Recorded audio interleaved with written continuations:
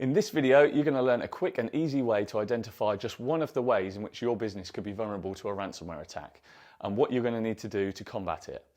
I'm Greg Defoe, owner and managing director of Defoe IT Solutions, an IT and cybersecurity service provider based in the UK. Okay, let's get cracking. So this is going to be one of the easiest ways you can identify whether your firewall is vulnerable to cyber attack. So the first thing we need to do is we need to head to a website called whatismyip.com. What this will do is this will give you your public IP address. All you need to do is copy this public IP address, and then we head to another website. So the other website is called Shodan. So Shodan is a search engine for internet connected devices.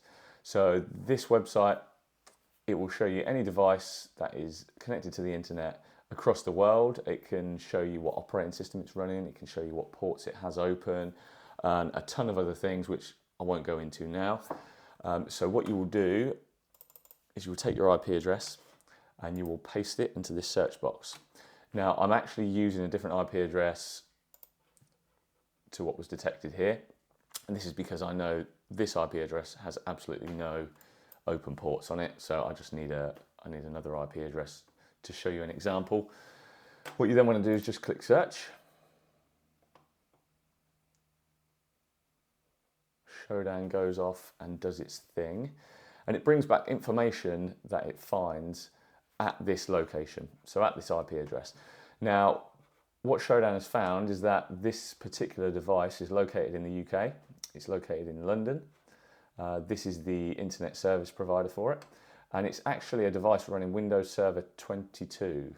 So it's a server-based device, probably within a business. So this may have data on it, it may have databases on it, it may have personally identifiable information on it. So all that good stuff that cyber attackers are looking for. And Shodan's also identified that there are a couple of open ports on the firewall. Now, port 22 is an FTP port, so that will be used for transferring files and transferring data. Port 3389 is Microsoft's default remote access port. And the fact that that is open to the internet is not a good thing. This server is exposed to attack. So you may have seen this remote desktop connection in the past. So this, again, is a default tool Microsoft bundle with all their versions of the Windows operating system to allow you to connect remotely to devices which either aren't in your organization or they're in a different location entirely. What a cyber attacker would do is he would take the IP address, or she, paste it into the remote desktop connection and click connect. And when I do this, if the box pops up prompting for credentials, then I know we've connected to the Windows server. So let's give that a try. There we go.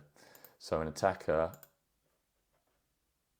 would likely probably attempt to log in with default credentials, you know, something simple at first, administrator and the word password, or something completely unsecure. And if that fails, then they will use a brute force password tool to just hit the server constantly with different credentials until they can break the server password, basically.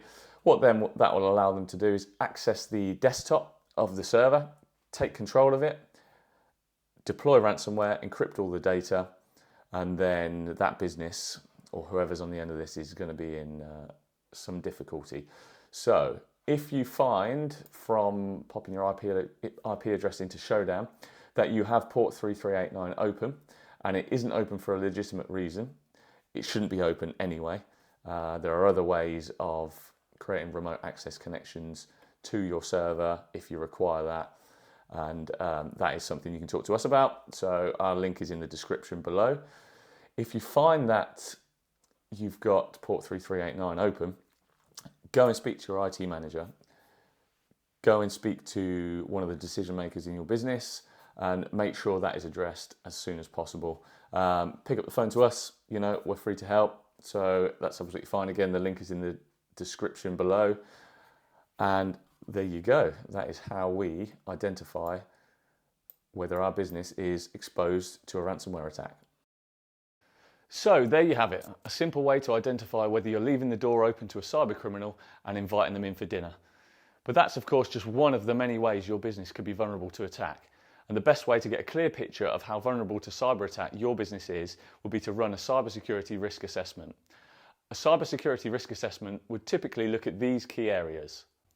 Identify any internal and external network vulnerabilities that may put your business at risk.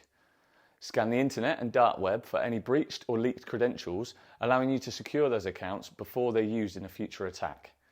Review your internal IT and security policies and recommend additions and changes to improve your cybersecurity.